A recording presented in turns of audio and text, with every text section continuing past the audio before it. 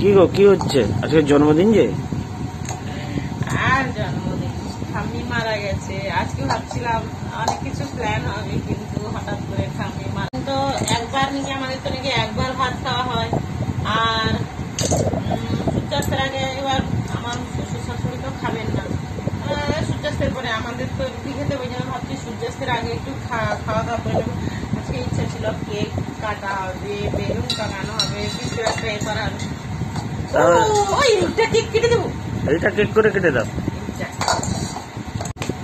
এখানে একটা ড্রেস লাই দাও, ড্রেস শুক করে জ্বলে উঠবে। Happy birthday to you.